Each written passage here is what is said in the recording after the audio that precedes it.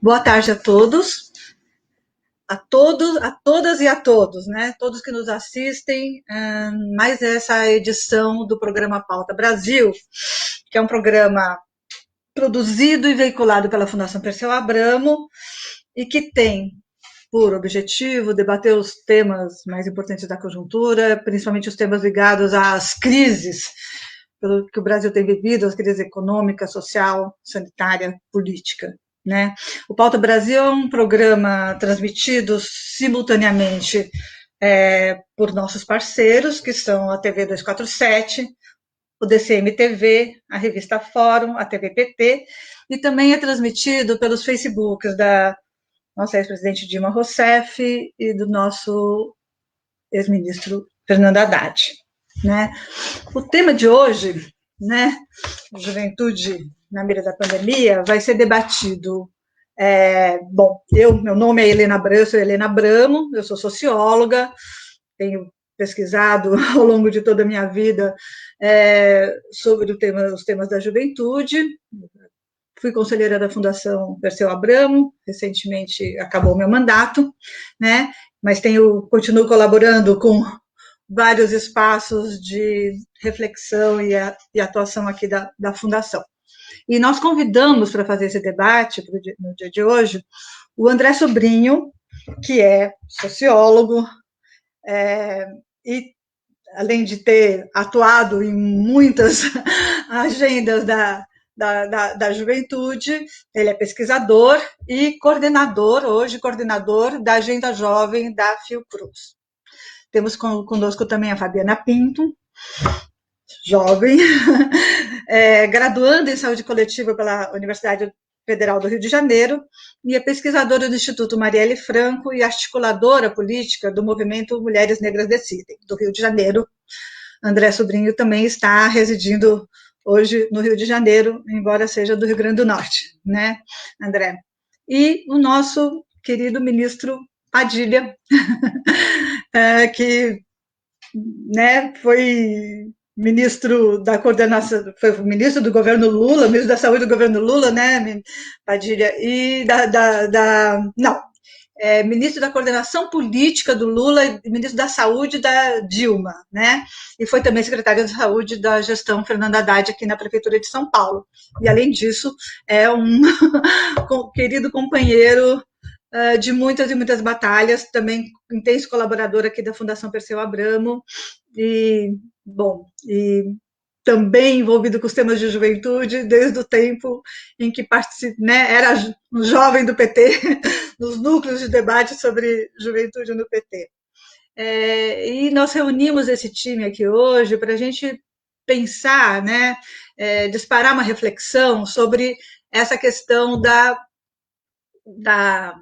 do que tem sido chamado da juvenilização da pandemia, quer dizer, o fato de que a pandemia, que até o ano passado nós pensávamos, existia a sensação de que os jovens eram os menos vulneráveis, né, e de certa forma escapavam das situações mais graves, né, produzidas pela pandemia, e tem se constatado um aumento, né, do adoecimento e do adoecimento em formas graves dos jovens, né, nesse ano de 2021, né, e ainda estão em discussão os motivos dessa juvenilização. Aqui é interessante fazer um parêntese, porque quando os epidemiologistas falam em juvenilização, normalmente estão falando daquela população com menos de 60 anos, né? Então, todos que têm menos de 60 anos têm crescido no número de casos entre a população com menos de 60 anos, mas nós, né, que trabalhamos com a juventude, que pensamos a juventude nessa faixa dos 18, os 15, aos 29 anos, como diz o Estatuto da Juventude, também nessa faixa etária, e aí os epidemiologistas recortam a idade de entre 20 e 29 anos, tem sido constatado um aumento expressivo de casos, né, e das formas graves, inclusive a ocorrência de mortes, né. Eu li uma notícia hoje, esses dias, de que entre janeiro e março, aqui no Brasil, houve um aumento de 260% no número de mortes entre os jovens nessa faixa etária, né? E isso, e também a notícia de que no Brasil é muito mais acentuado do que em outros países, né? Então, a gente precisa pensar sobre o que está acontecendo, o porquê do fato dos jovens terem começado a ser foco, né, de preocupação nessa pandemia. Claro que tem a discussão sobre as novas cepas, de que maneira elas atingem, elas são mais agressivas, não são mais agressivas, mas também, evidentemente, isso está ligado ao fato pela maneira como a questão da pandemia tem sido enfrentada no nosso país, ou melhor, não enfrentada, né, na maior parte das vezes, e que não permitem que os jovens estejam numa situação de proteção em relação à pandemia. Então, nós também temos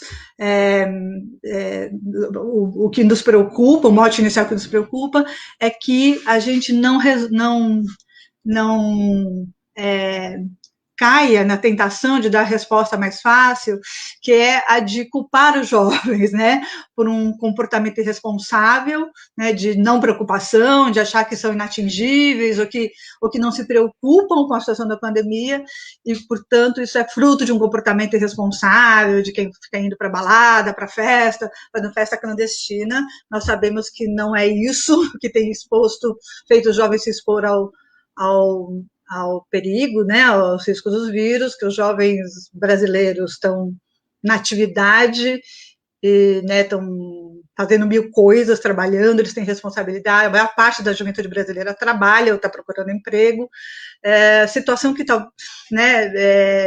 talvez tenha se acentuado, né, na pandemia, porque os jovens têm muitas responsabilidades familiares, contribuem com o funcionamento das suas famílias, contribuem com a manutenção da vida social, e principalmente os jovens das classes, né, de mais baixa renda, que são os que têm essa necessidade de estar na vida, lutando pela vida, né, mantendo a vida sua e das suas famílias, e que na pandemia talvez eles tenham assumido uma carga maior ainda de responsabilidade nesse sentido. Bem, para discutir esse tema, então, para a gente tentar aprofundar, entender melhor como isso acontece, né, e como podemos enfrentar essa questão, é que nós armamos esse debate aqui de hoje, e vamos começar, vamos pedir para que cada participante, cada convidado fale em torno de 10 minutos, tentando responder a essas perguntas, né? Enfim, como é que a juventude tem sido atingida pela pandemia, né? Como como os jovens têm se comportado, quer dizer, é uma questão de comportamento, por que os jovens estão expostos ao risco de contrair a Covid, disseminar a Covid, e como eles podem ser foco de medidas como eles podem ser protegidos também, como eles podem entrar, como eles têm sido foco, e como eles podem entrar nas medidas de proteção e enfrentamento da pandemia com o qual estamos todos preocupados.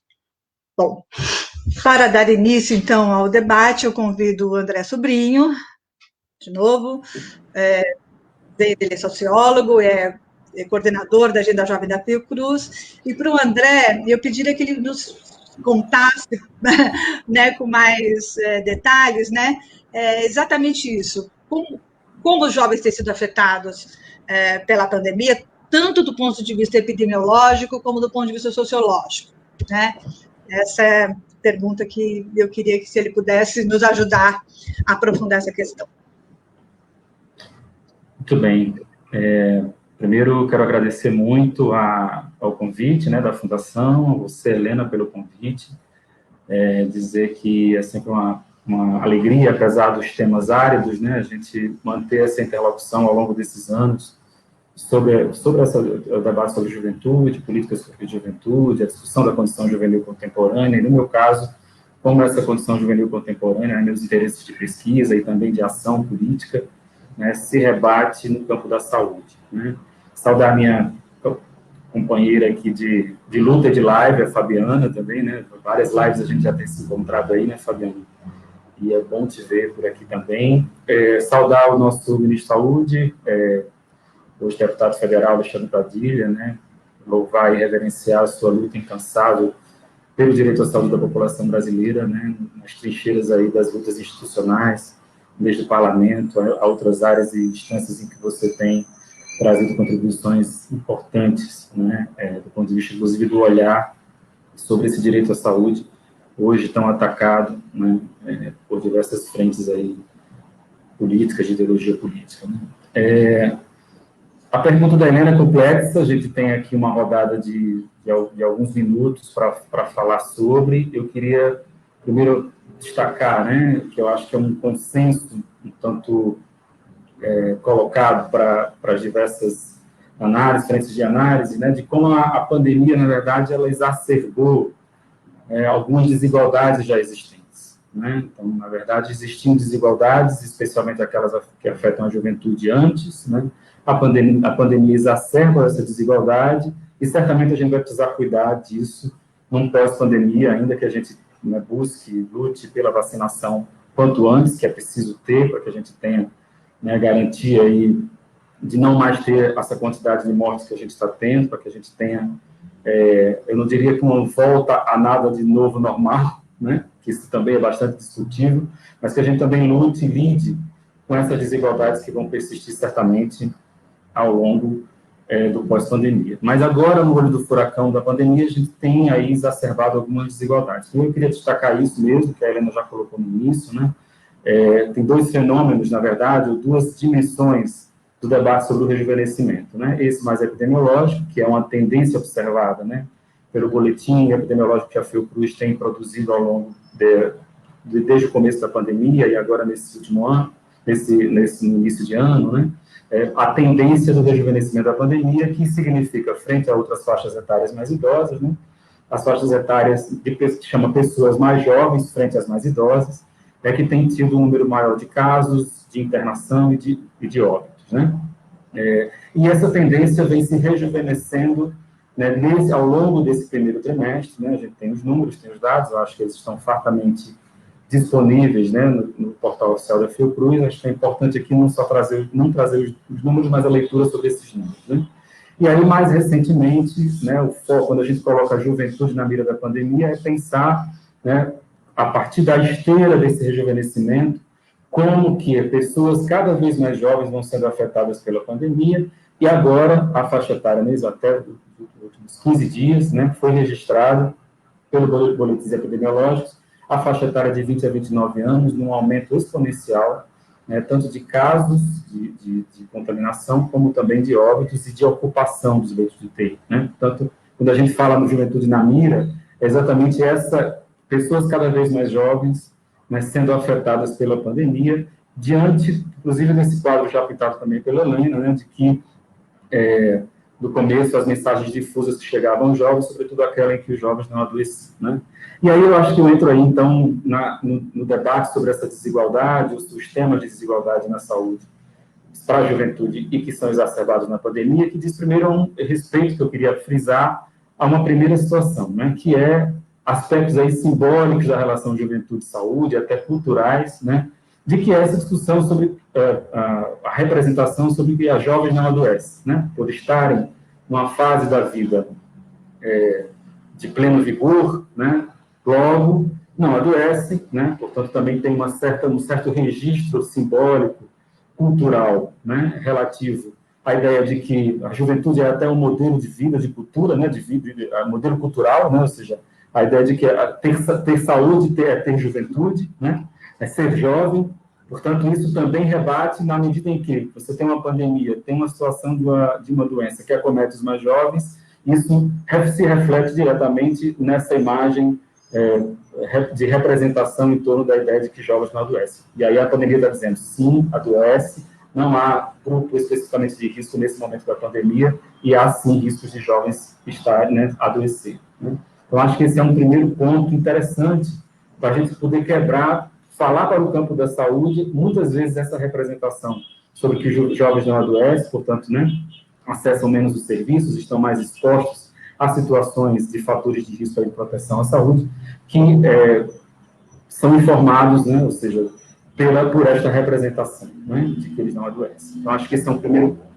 Um segundo ponto que a situação da pandemia exacerba diz respeito a que a gente chama dessa condição juvenil, dos modos de vida dos jovens, né? Que tem a ver não só com o seu comportamento, mas também com todos os fatores sociais, econômicos e culturais pelos quais os seus comportamentos se inserem, né? Ou seja, a ideia aqui é evocar ou invocar, né, o campo da saúde coletiva, que pensa a saúde para além dos agravos relativos ao serviço, à atenção em saúde nos serviços, né? Então, o campo da saúde já acumulou há bastante tempo, especialmente aqui no Brasil, né? Estamos falando aqui da realidade brasileira, de que há aspectos, né, do tema da promoção da saúde, da determinação social da saúde, dos determinantes sociais da saúde, que impactam na vida, impactam, inclusive, nas condutas e nos comportamentos. Então, quando a gente está falando de uma condição juvenil, né, atrelada a modos de vida de juventude, significa entender que as condutas individuais também estão atreladas, né, às condições sociais, econômicas e, inclusive, de acesso à renda, de classe social, né, culturais e ambientais, né, uma etapa específica do percurso da vida. Então, a discussão sobre a condição da juventude, a condição juvenil, seus modos de vida e, ao mesmo tempo, o campo da saúde, significa como é que a saúde como campo, né, do ponto de vista científico, do ponto de vista dos serviços, do ponto de vista da educação, da pesquisa, da comunicação, compreende esse momento da vida das pessoas, né, que a gente chama de juventude, a partir dessa condição que tem a ver, né, com os vários lugares de socialização e sociabilidades que os jovens se inserem, né, com os modos de inserção na vida social, econômica, política e cultural de determinado território, seja o território de existência mais imediato, seja o território nacional, né, e também as discussões sobre as possibilidades de experimentação da juventude, né, o direito à experimentação da juventude, sobre, inclusive, a sua vida sexual e reprodutiva, sobre escolhas e decisões relativas ao trabalho, à educação, etc. Então, a condição da juventude está aí, eu estou trazendo aqui algumas variáveis dessa condição juvenil, que reflete diretamente no campo da saúde e que faz com que a saúde evoque o campo da saúde coletiva, os modos de pensar da saúde coletiva para os determinantes sociais que impactam na vida da saúde da juventude, né? Então, acho que a pandemia, na medida em que a gente olha para aquilo que ela traz, em torno não só do agravo à saúde, da internação dos jovens e do óbito, é também a outra ponta, né, que é pensar a qualidade da saúde dessa juventude, que tem a ver com essas outras condições socioeconômicas, políticas e culturais pelos quais essas condutas se dão, né? Então, eu diria que esse momento de juventude na mira da pandemia evoca esse debate. E aí, para tentar finalizar essa rodada, eu diria que isso significa dizer que, tanto para o campo da saúde como para a sociedade em geral, né, pensar a juventude, né, não é só focar nos seus comportamentos e o que é mais tradicional na saúde, focar nas pessoas mais jovens dentro do universo da juventude, que são os adolescentes e as adolescentes, né? Também, e aí, tudo que influencia o comportamento, fator de risco, noção de vulnerabilidade, que são muito importantes para a saúde do adolescente e do adolescente, mas não esgota em termos de compreender a realidade da condição da juventude, né? E aí, de novo, a pandemia traz, né, alguns temas que a gente vai poder debater talvez aqui, ou em qualquer outra rodada de debate, que tem a ver com essa condição juvenil atrelada a essa percepção da saúde de modo mais ampliado, né? E aí eu vou dizer aqui, como a gente colocou, né, para dizer que o título do nosso debate aqui é também o título de um artigo escrito comigo e com a Helena, que, né, foi publicado na Folha de São Paulo, que chama Juventude na Mira da Pandemia, para trazer também, ali a gente trazia não só questões relacionadas ao trabalho, né, Helena, quer dizer, a saúde de trabalhadores, que é um tema clássico na saúde, né, mas que ainda tem um campo vasto de análise, de reflexão em torno desses novos trabalhos pelos quais os jovens estão sendo convocados e ocupados, formais e informais, e que precisa ter um reforço de uma análise mais técnica relacionada ao campo da saúde dos trabalhadores, né? Saúde mental, né, o que significa não só os temas de saúde mental que estão exacerbados no sentido, né, que estão mais citados no sentido de automutilação, no sentido de ideação suicida ou próprio suicídio, mas o que acomete a juventude numa perspectiva de futuro tão sombria no sentido do trabalho, da inserção social, tem a ver com ansiedade, com estresse, com tédio, com depressão, né? Então, esses temas também estão evocados para o campo da saúde. O tema das sexualidades, né, não normativa, muitas vezes voltados ao adolescente de modo tão normativo, mas se a juventude tem direito à experimentação, o que significa pensar a saúde, sexualidades, saúde sexual e reprodutiva para essa faixa etária mais ampliada, né? Que aí o enfoque é sempre na gravidez juvenil, mas não só isso, né? Então, esses são temas que ficam muito evidentes quando a gente olha essa condição juvenil atrelada ao campo da saúde. Eu acho que eu estou me estendendo muito, mas eu diria também que um outro tema que eu acho fundamental pensar, né, para além desses recortes estruturantes, como gênero e raça, né, que perpassam a todos esses temas relacionados às desigualdades no Brasil, né, eu diria que o tema da participação também, né, é um tema forte para a saúde. No sentido da participação, eu digo naquilo que é a defesa do SUS, importante que a juventude possa se engajar. Para que a juventude possa se engajar, por exemplo, no direito à saúde, etc., né, em compreender os impactos que a pandemia tem trazido à sua vida e fazer disso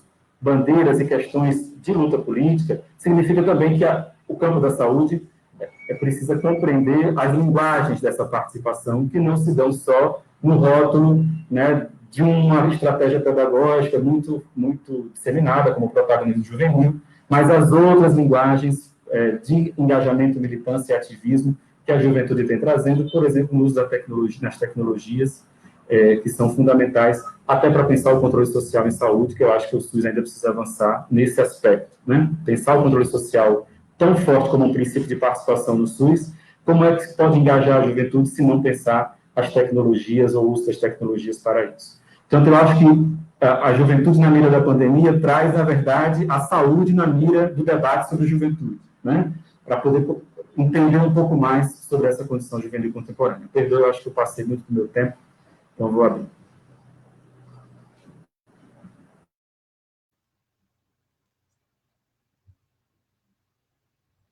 Vai.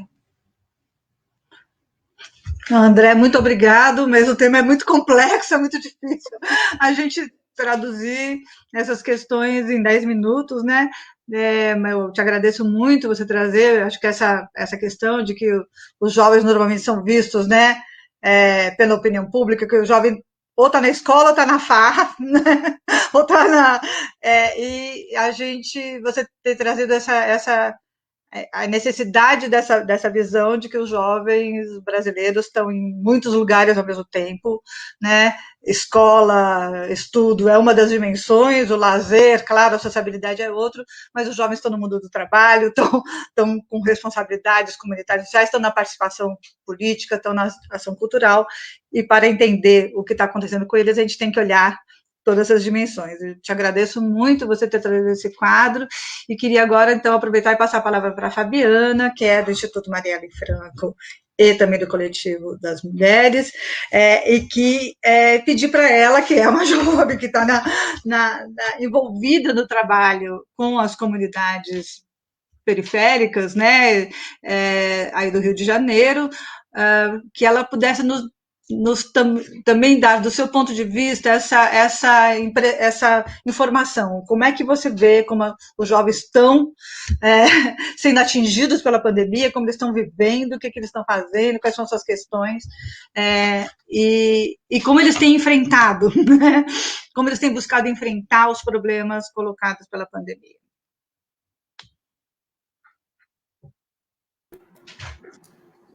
Boa noite, boa tarde, quer dizer ainda, gente. Obrigada, Helena, por essa pergunta assim tão boa, né? E André também pela fala. Queria cumprimentar primeiro os colegas aqui da mesa virtual. André realmente que também foi meu coordenador aí da Agenda Jovem da Fiocruz, né? Com pesquisas sobre juventude e mulheres negras, que eu tive o prazer de participar, cumprimentar a Helena, então, André, Padilha, e todo o grupo que está aqui nos bastidores fazendo essa live acontecer, e também quem está assistindo a gente.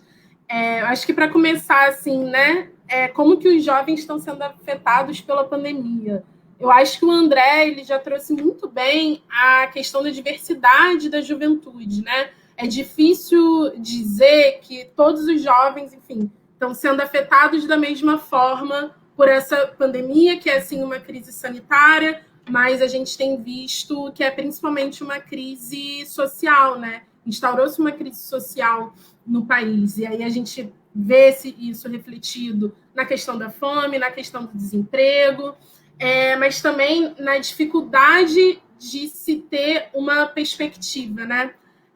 E aí eu acho que uma perspectiva de futuro. E aí eu acho que para poder falar sobre isso, eu vou pegar 2 exemplos assim que aconteceram. Eu fiquei pensando muito, como é que eu posso falar disso, né?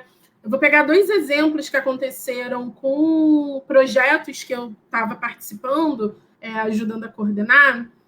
Quando o André fala sobre essa participação, né, participação no controle social da juventude e como isso também ficou impactado durante a pandemia, no ano passado, durante o período das eleições, estava acontecendo um curso de formação política que o Instituto Marielle Franco também estava promovendo, e a gente vivenciou uma situação super, assim, complexa e super triste ao mesmo tempo, mas que eu acho que é bem simbólico do que foi a pandemia para grande parte da juventude, principalmente essa juventude negra, essa juventude periférica, essa juventude de favela. A gente tinha, assim, centenas de pessoas participando, jovens, né, de periferia participando desse ciclo de formação. Mulheres Negras Decidem, que é o coletivo que eu faço parte, o movimento que eu faço parte também, estava promovendo um ciclo de formação política que acontecia assim, durante a semana e tudo mais. E ao longo desse ciclo de formação, desses 2 ciclos de formação que aconteciam,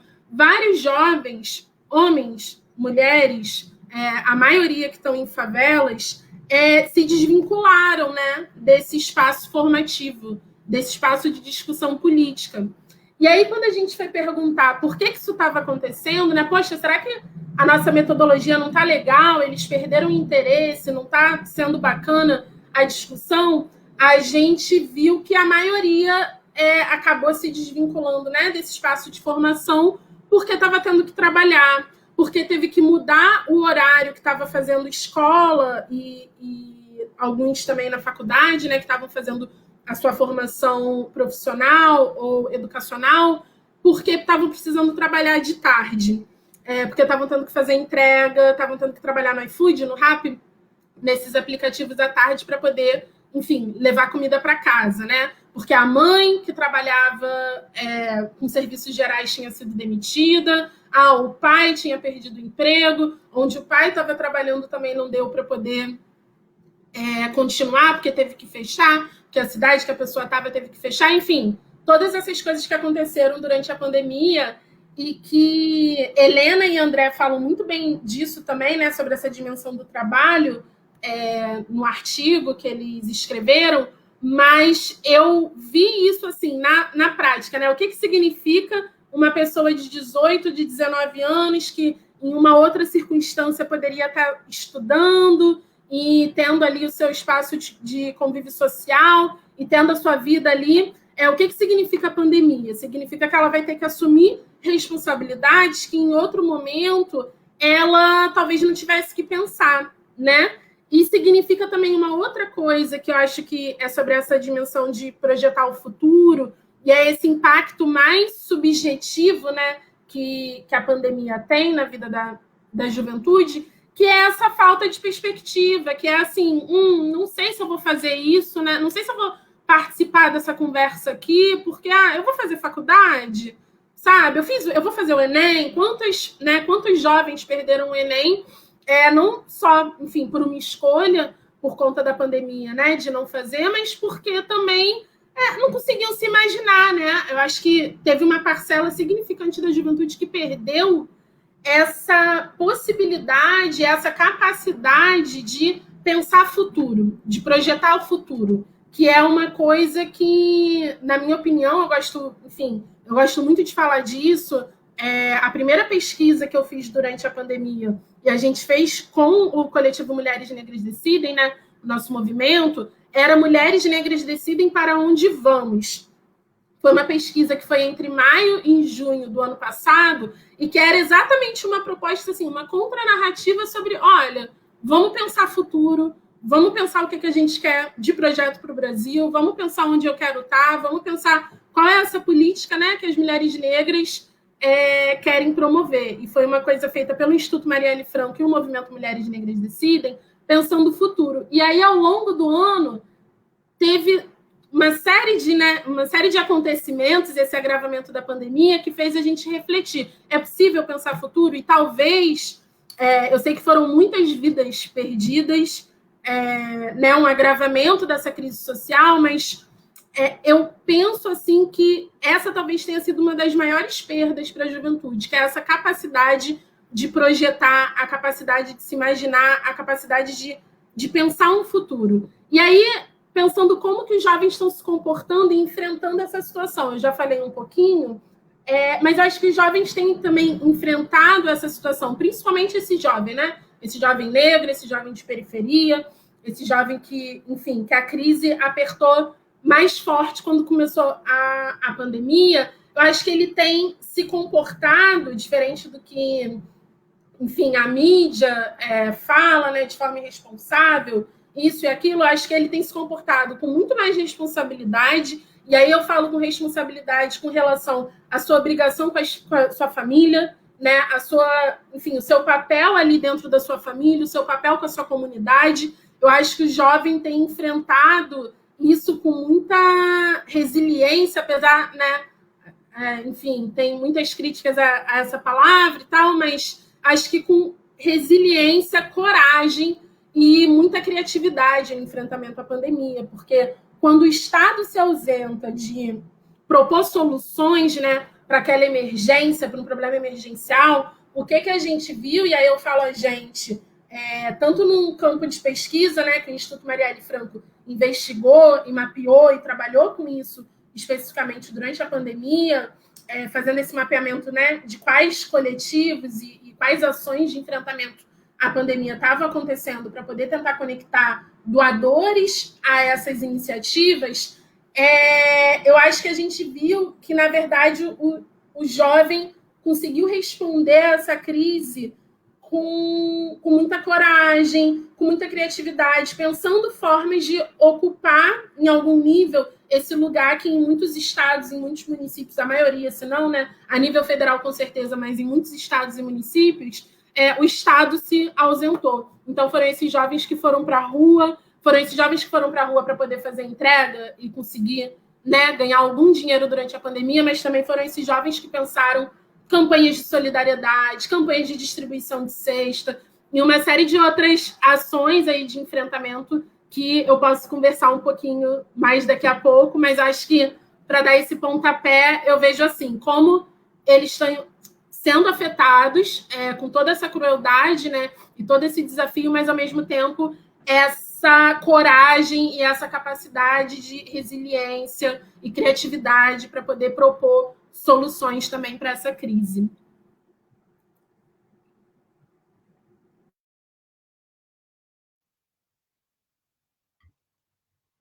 Muito obrigada, Fabiana. Ótimo painel que você nos traz com questões super relevantes.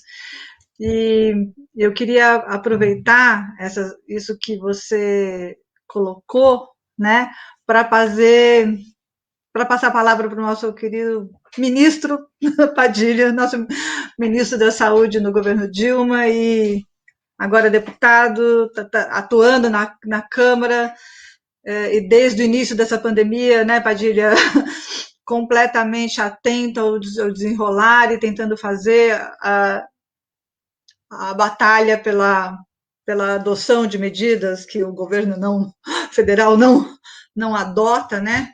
E eu queria, então, aproveitar para te perguntar, né, diante desse painel que André e Fabiana fizeram, né, eu primeiro pedi que você agregasse a sua compreensão desse fenômeno, né, de como é que os jovens estão na pandemia e nos ajudasse a pensar também, né, entender, quer dizer, os jovens chegaram a ser alvo de algum momento, né, das medidas que foram tomadas, o que deveriam ter sido tomadas, né, porque o que a gente muitas vezes viu, foi até o ano passado, uma ambiguidade muito grande, né, isso que Fabiana nos contou, quer dizer, os jovens pensando que eles eram os menos vulneráveis, então eles podiam assumir as tarefas, né? E assumiram, né? Muitas das tarefas, mas ao mesmo tempo estão sendo agora, né? Vistos como aqueles que disseminam porque têm um comportamento irresponsável. Quer dizer, quais são as condições que a sociedade brasileira pode dar aos jovens de se manter em situação, né, de isolamento, de distanciamento, de se manter protegidos, se eles estão envolvidos em trabalhos que não lhe dão nenhuma proteção, nem proteção trabalhista, nem proteção de fato, né? E perguntar se no parlamento está tendo algum tipo de debate a esse respeito, quais seriam as medidas, né? Você visualiza quais medidas que poderiam estar sendo tomadas nesse momento e que a gente, em torno das quais a gente possa unir nossos esforços de demanda e luta. Então, palavra. Poxa, Helena, primeiro agradecer. Eu estou aqui, talvez tenha um barulho aqui, porque eu estou aqui no meio da estrada e dei uma parada aqui para poder ficar com a internet parada aqui, a gente poder conversar, dialogar. Então, eu estou num lugar aqui um pouquinho afastado, aqui, mas pode ter algum barulho aqui nesses lanchonetes assim no meio da estrada. Se tiver algum barulho, primeiro me desculpar se tiver algum tipo de barulho aqui, mas eu acho que vocês estão conseguindo ouvir bem. Segundo, agradecer pelo convite para poder fazer esse diálogo com a Helena, com a Fabiana, com o André. E agradecer profundamente, viu, Helena e André, pelo artigo que vocês fizeram e por tudo que a Fabiana tem apontado, a fala da Fabiana aqui. Primeiro porque é muito importante esse debate aparecer, ter visibilidade, com a força. E eu queria começar assim, com 3 diretrizes que eu acho fundamentais para esse debate. Primeiro, algo que nos inspira, a Helena Abramo sabe disso, ela foi a primeira pessoa que eu li, que escreveu e apontou isso com muita força, lá no final dos anos 80, começo dos anos 90.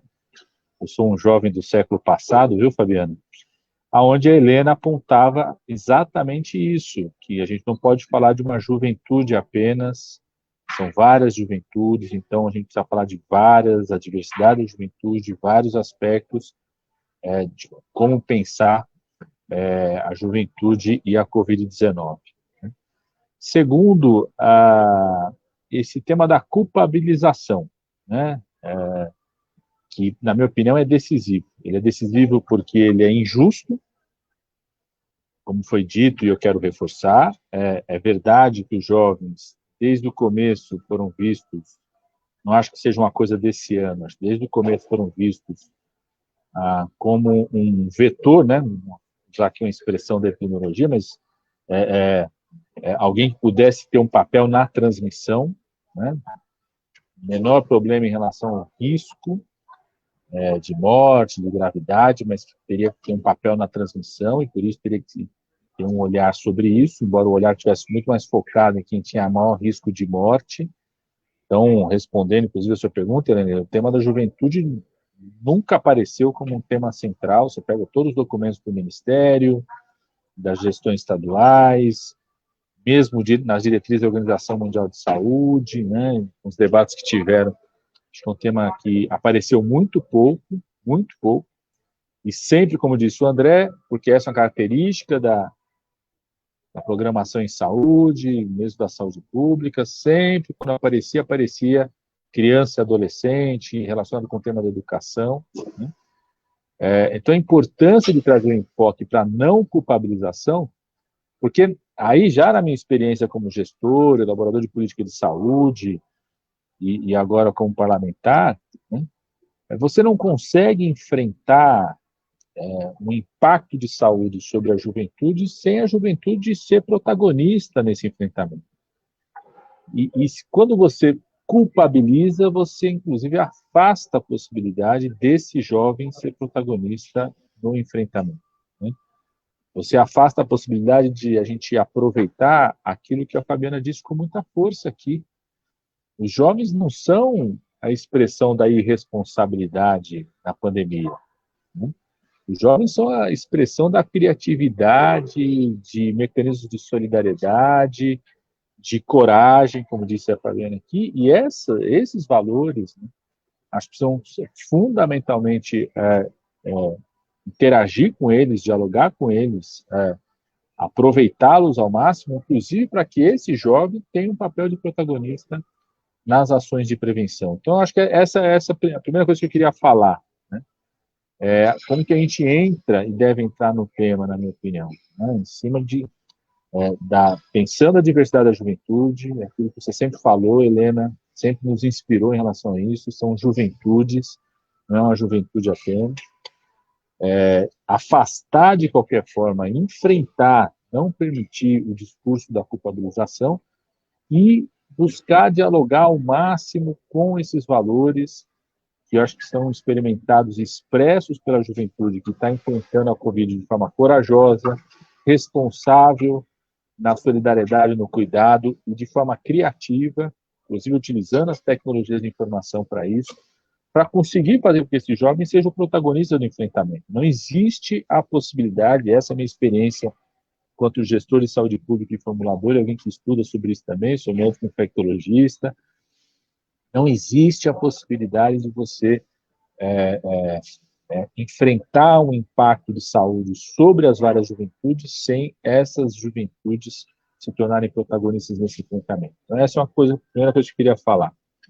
E esse debate sobre a juventude é um dos grandes fenômenos daquilo que vários autores, né, e eu gosto muito desse termo, trazem que nós não vivemos uma pandemia, a gente vive uma sindemia. Né? Esse é um termo que apareceu com muita força no enfrentamento da luta contra a AIDS, começo, final dos anos 80, nos anos 90. Olha aí, a juventude de novo, né, aparecendo como um tema central nesse debate, da ideia de que a pandemia não é apenas um evento sanitário, né, impacta só em risco de morte, casos, né, mas que ela traz consigo um conjunto de outros impactos no campo da saúde, para além da Covid-19, no campo econômico, no campo sociocultural, no conjunto dos valores e no campo político. Né? Então, nós vivemos uma sindemia, e no caso da realidade brasileira se expressa um conjunto de elementos que tem a ver com a nossa desigualdade, que ela está escancarada e ela se intensifica na pandemia, como disse o André, tem a ver com a resposta do Bolsonaro e do bolsonarismo à pandemia, né? Porque Bolsonaro optou não por controlar a pandemia, mas optou por, diante da pandemia, tentar consolidar um campo político, social na sociedade brasileira, com um olhar econômico, com um olhar sobre os valores, com um olhar sobre os preconceitos. Né? Não é à toa que Bolsonaro vocaliza que quem fica em casa é marica, né? Um olhar contra os mais vulneráveis sempre, contra a população mais pobre. Né? Então, acho que é fundamental também olhar para o lado da juventude, pensando nesse conceito da sindemia e não só nos aspectos da pandemia. E aí eu queria trazer alguns aspectos, né, dentro do tempo que a gente tem, sobre isso. Primeiro, em relação explicitamente ao tema da saúde. Né?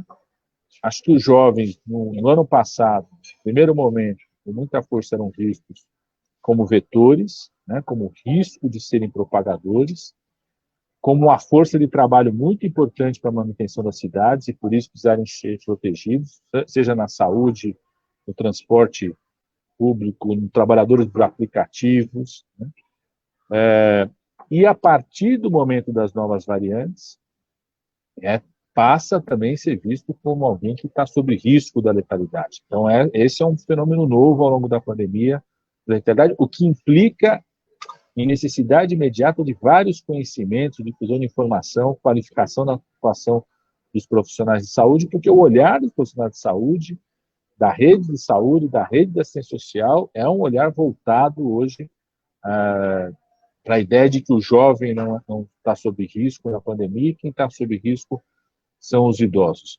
Mas eu quero falar dos outros problemas de saúde, o fato da pressão sobre o sistema de saúde, o fato quando você tem 80% dos leitos de UTI ocupados, quando você tem profissionais de saúde afastados, outros problemas de saúde são represados e aí impactam com muita força no campo da saúde o público jovem, né? É o pré-natal, que está cada vez mais frágil, que vai impactar na mortalidade materna, que vai impactar nos debates sobre direitos sexuais e reprodutivos, sobre planejamento familiar, sobre acesso à contracepção. São os serviços de saúde mental que estão fechados, impacta fortemente no público mais jovem, né? Os serviços de atendimento de urgência e emergências aos acidentes e violência. Quer dizer, você tem 80% dos leitos de UTI ocupados, você tem menos leitos para cuidar de quem é vítima de acidente, de quem é vítima de algum problema da segurança. A gente sabe de todo o genocídio que existe da juventude preta periférica, né? O quanto a defasagem aqui da juventude morrendo por meio desses temas, né? O impacto na economia, que a Fabiane falou com muita força, quer dizer, as atividades econômicas mais afetadas são exatamente aquelas que os jovens ocupam com mais força, né, e se sentindo menos protegidos, e impactos no tema da cultura, dos valores e aspectos sociais importantes, que é a violência, né, o aumento da violência à população LGBT, o aumento da violência às mulheres, né, eu acho que tem aspectos muito importantes. E aqui, para resumir, Helena, eu sei que já está acabando o meu tempo, né? Pensando assim, 5 eixos de ações. Primeiro, dar visibilidade ao tema, eu acho que é fundamental. E contem comigo, Helena, Fabiana, André, aqui, por exemplo, a gente leve isso para o Congresso Nacional. Não teve audiência pública sobre esse debate, não teve discussão sobre isso, para o Conselho Nacional de Saúde, para o CONAS, para o CONASEMS, né? Segundo, né, a prioridade, um conjunto de medidas sanitárias que buscam exatamente garantir proteção a esse público, né? E aí tem uma questão fundamental, por exemplo, eu tenho discutido com o movimento sindical, desde o começo da pandemia, que a proteção ao trabalhador é o tema central do movimento sindical quando começa a pandemia. Quem defende esses jovens que estão em locais de trabalho que a organização sindical não é a mesma? Então, esse é um debate central para centrais sindicais, para outras entidades para além, e a proteção dentro do transporte público coletivo, que eu acho que é uma questão decisiva em relação a isso, né? Aqui na cidade de São Paulo, Fabiane, é assustador. Os bairros onde tem mais mortes são exatamente os bairros onde o tempo médio que a pessoa fica no transporte coletivo é maior, né? Então, medidas sanitárias, eu acho que a gente precisa pensar em prioridade delas. Medidas econômicas, né? O debate do auxílio emergencial que a gente fez, na época, um dos motivos que a gente insistiu e conseguimos conquistar na época, de que a mulher, chefe de família, ganhasse o dobro, ia receber 1.200, tem a ver com a grande maior parte das famílias que são lideradas por mulheres jovens. Esse foi o debate que nós fizemos. Então, a necessidade de voltar a isso, né? Pensar nos auxílios aos pequenos e médios empresários, que é fundamental para a manutenção dos empregos, como se priorizar aqueles setores econômicos que empregam muito mais o público jovem. Acho que esse é um debate que a gente precisa fazer, né? Que eu diria que é fundamental enquanto medida econômica, né? Quarta questão, como a gente dá visibilidade e protagonismo para movimentos de juventude trazer esse debate. Aí, para mim, começa com muita força naquilo que a Fabiana expressa, assim, com muita força e expressividade aqui mesmo, né, que é essa coisa desses comitês de solidariedade, das articulações nas comunidades, mas também como isso é assumido pela UNE, pela UBS, pelas entidades nacionais conhecidas como entidades da juventude, pelo Conselho Nacional de Juventude, que eu acho que esse é um debate da a gente pensar numa frente parlamentar, por exemplo, tem a Frente pela Vida, são mais de 500 entidades. Em defesa da vida, os companheiros da Fiocruz estão super articulados nisso. Como que a gente leva esse debate para lá, como que eles assumem isso com uma força, né? E a quinta ação, isso que a Fabiana falou, é pensar o projeto de futuro.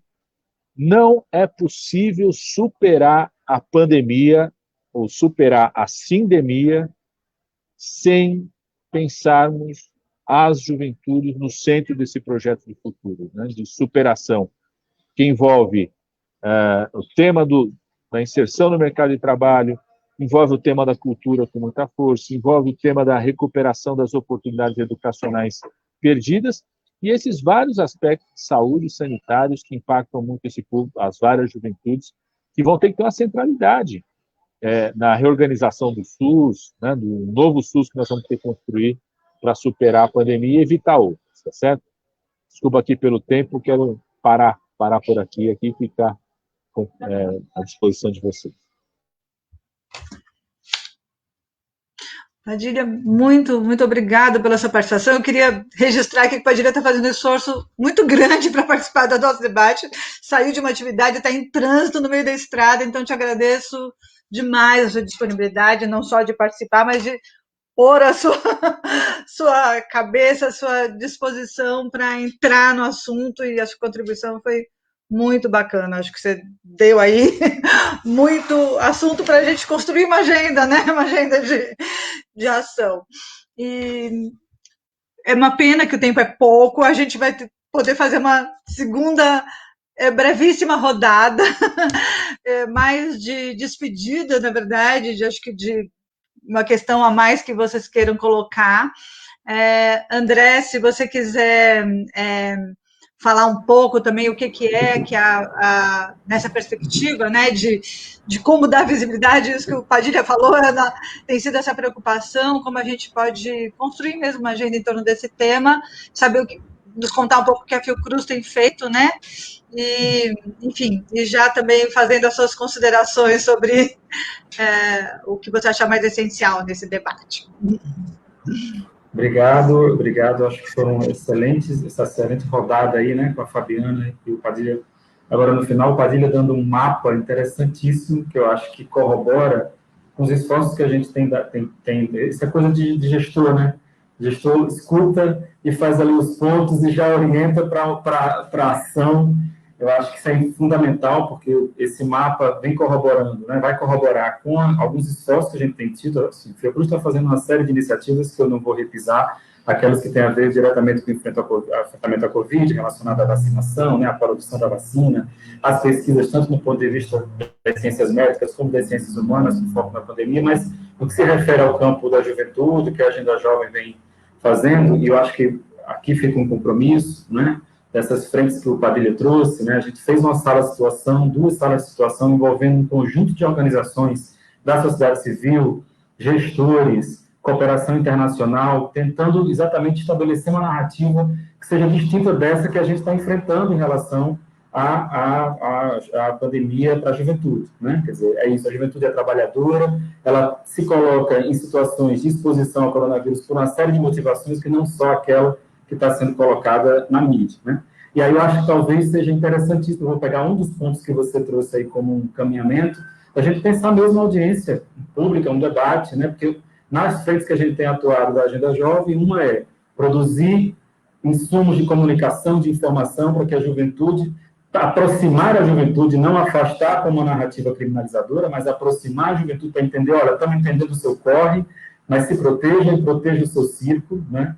Isso é uma frente. A outra frente é o debate público, dar insumo também, fortalecer o debate público sobre essa perspectiva das condições de vida e saúde da juventude agravadas na pandemia, né? Então, acredito que talvez seja, vou consultar, mas talvez a gente fazer uma perspectiva aí, colocar uma possibilidade de uma audiência pública para marcar esse debate também no parlamento e fazer ecoar, né, dar ressonância a essa narrativa, sobretudo para que ela desemboque em medidas concretas, sanitárias, econômicas, políticas, para a juventude. Então, só isso. Assim, só isso não. A partir daqui. A partir daqui. Muito obrigada, André. Vamos continuar juntos, com certeza. Temos muito trabalho pela frente, né?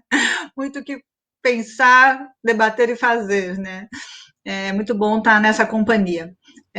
Fabiana, gostaria também que, se você pudesse, fazer suas palavras finais e reforçar, né? Acho que Fabiana falou, Padilha ressaltou aqui, é muito importante saber, né, se dar conta desse papel, dessa atuação que os jovens têm feito, quer dizer, eles não estão indiferentes, não estão alienados, estão numa ação profundamente vinculada e com imensos vínculos de responsabilidade com as suas comunidades, suas famílias, suas comunidades, os outros jovens, seus parceiros de geração, e eu acho que isso que Padilha falou agora, né, como é que, além dessa ação de solidariedade, esses jovens podem fazer parte também dessa dimensão mais política do enfrentamento, né, Padilha, e ser, digamos assim, construírem esse projeto, né, sair dessa sensação de que é difícil projetar o futuro para, de fato, estar construindo uma alternativa de transformação para o enfrentamento desse futuro, né? Queria que você pudesse falar alguma coisa sobre isso. Obrigada, Helena. Vou ser bem breve para poder dar tempo também de voltar para o Padilha. Eu acho que me animo muito, muito com a ideia dessa construção, né? Também de levar essa pauta da juventude e a pandemia, esse enfrentamento e dar esse protagonismo, enfim, seja a partir de uma construção de uma audiência na Câmara, envolvendo também outras comissões, né, sei lá, de direitos humanos e minorias, outros grupos. A gente teve uma experiência aí falando também o que o Instituto tem feito, né, no último ano, principalmente durante as eleições. A gente teve uma incidência muito forte no tema de violência política, mas, e aí, por isso, todo esse trabalho de incidência junto com outros deputados, e que fez avançar bastante essa agenda. Eu acho que esse é o caminho. E sobre a temática mesmo de juventude e pandemia, que não era exatamente sobre juventude, quando o Instituto começou a tratar, mas acabou se tornando, porque a gente fez um mapeamento, eu tinha falado inicialmente, aí eu acho que também deixar um convite para quem está assistindo a gente poder acessar esse conteúdo, acessar esses sites e também colaborar, né, com essas iniciativas e com esses coletivos. A gente fez um mapeamento chamado Mapa Corona nas Periferias, que mapeou no ano passado mais de 567 ações em todos os estados do Brasil, que eram desenvolvidos principalmente em favelas e periferias, mas depois a gente foi descobrindo, né, ao longo do processo, que eram quase 300 coletivos, a maioria tocado por jovens, né? Então eram esses coletivos, esses grupos de jovens que estavam ali, né, nas suas próprias comunidades, distribuindo cesta, fazendo campanha de conscientização, de lava a mão, é assim que tem que lavar, tem que usar máscara, e todas essas coisas que no primeiro momento a gente não tinha tanta informação ou não chegava. E eram esses coletivos, grupos, às vezes, que nem estavam, de fato, constituídos, né? Grupos de jovens que se uniram durante a pandemia para poder fazer esse trabalho. Então, assim, uma coisa fantástica. E aí, a partir disso, a gente criou um projeto junto com o Favela em Pauta que se chama Brasis Pandêmicos, que é um projeto jornalístico contando a história de algumas dessas lideranças e desses coletivos que enfrentaram a pandemia em 2020 e que agora, em 2021, estão lá de novo, né? Acho que na sala de situação da Fiocruz a gente falou sobre isso, né, sobre esse tema, que as pessoas que estavam lá no início da pandemia fazendo distribuição de cesta, gente que pegou Covid, gente que teve, né, perda de pais, de familiares, agora, em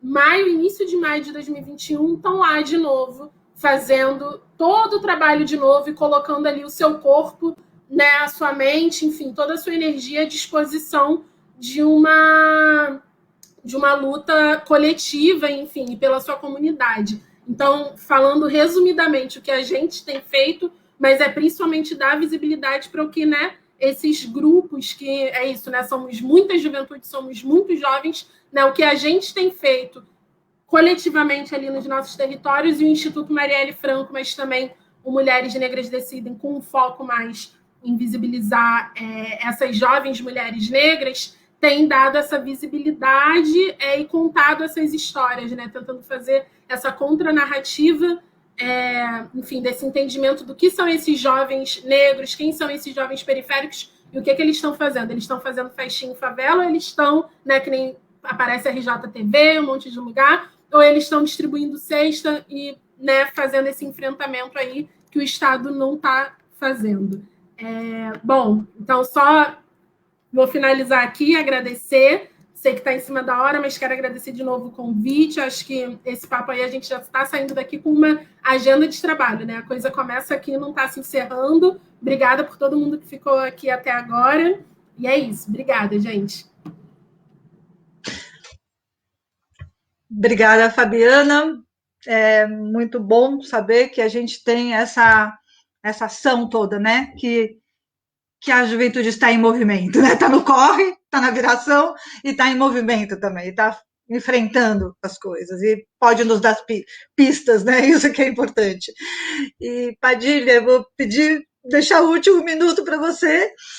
Por favor, desculpa o atropelo, mas é muito bom, como o André falou, acho que você, né, não só porque foi gestor, mas porque é uma liderança política, nos deu aí já eixos de trabalho. E eu queria te dizer só que acho que estamos todos à disposição, né, para pensar em ações e a continuidade desse trabalho e dessa luta. Queria que você também fizesse a sua última fala aqui e desde já agradecer a todos, né, por esse debate tão bacana. Poxa, Helena, eu que agradeço, viu? Adorei poder participar e já estou, assim, querendo apresentar amanhã, protocolar amanhã os vídeos de audiência pública, viu, pessoal? Assim, Ótimo. a gente dialoga. Eu faço parte da Comissão de Cultura, da Comissão de Seguridade Social e Família, da Comissão Especial da Covid-19 e da Comissão de Desenvolvimento Urbano, né? E posso falar da Comissão de Direitos Humanos também. Eu acho que a gente precisa apresentar já, coisas que pode juntar várias comissões, podemos apresentar, e tem eu não deu nem tempo de falar, por exemplo, o impacto que foi a Lei Aldir Blanc, que eu sou coautor dela, a Benedita é a autora, a Jandira a relatora, né, no campo da cultura, os trabalhadores da cultura, assim vai. Acho que essa é a primeira coisa, a agenda tem que andar.